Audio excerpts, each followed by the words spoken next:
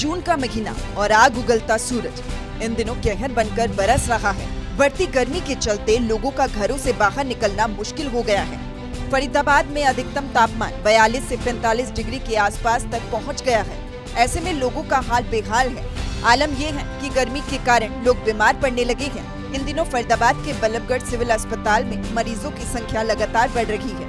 वहीं डॉक्टर का कहना है कि इन दिनों अस्पताल में एक दिन में 50 से 100 मरीज आ रहे हैं। इस मौसम के अंदर अब जो गर्मी का मौसम शुरू हो चुका है, तापमान बढ़ता लगातार जा रहा है। उससे हमारे पास जो पेशेंट्स हैं यूजली एक्चुअली बच्चे और जो बुजुर्ग जो पेशेंट्स ठीक है वो ज़्यादा आ रहे हैं, जिनमें डिहाइड्रेशन की, उल्टी की, दस्त के पेशेंट्स और ज़्यादा हैं। तो कितनी संख्या माने? देखिए, इसकी जो संख्या है हमारे पास ओपीडी में भी बढ़ी हुई है और साथ साथ में जो हमारे पास जो सेवाएँ हैं उसमें बढ़ी हुई है। जिस तरह से पहले की संख्या की बात करें तो आपकी संख्या लगातार कितनी बढ़ चुकी है? जैसे कि देखिए, अगर आप ये समझिए कि पहले हमारे पास एमरजेंसी के अंदर जो 30 रोज एक टाइम के अंदर 30 से 40 पेशेंट आते थे, तो उससे लगभग 50-60 के आसपास बढ़ोतरी हो गई है।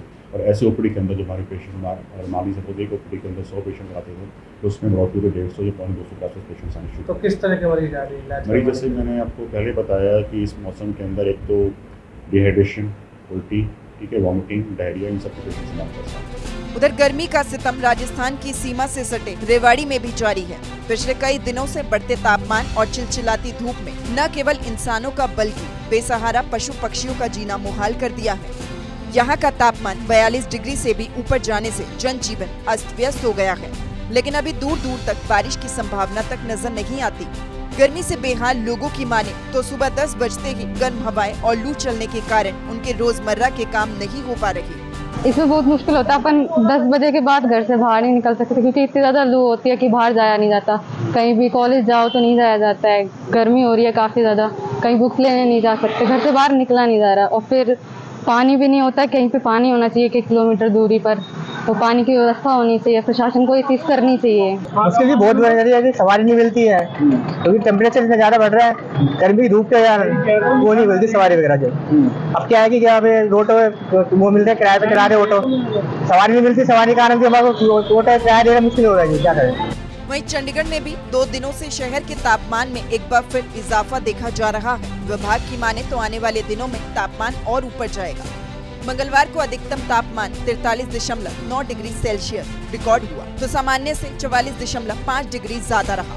वहीं एयरपोर्ट पर अधिकतम तापमान 44.6 डिग्री रिकॉर्ड हुआ।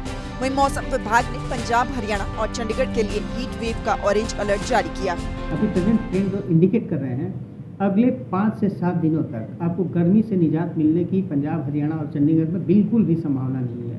हमने ऑलरेडी आज और कल के लिए ऑरेंज वार्निंग दी हुई है इन सारे क्षेत्रों में, पंजाब, हरियाणा और चंडीगढ़ में। और उसके अगले 3 दिनों के लिए भी हमने आपको येलो वार्निंग इशू की हुई है गर्मी को लेकर के, हीट वेव को लेकर के।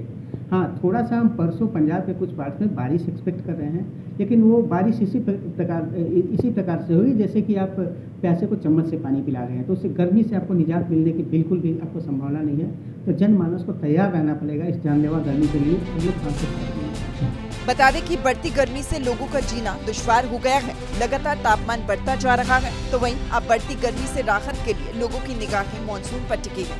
मानसून होने के बाद शायद लोगों को थोड़ी गर्मी से राहत मिले। फरीदाबाद से दीपक गौतम, रेवाड़ी से नवीन शर्मा और चंडीगढ़ से रवि चंदेल की रिपोर्ट, सूर्य समाचार।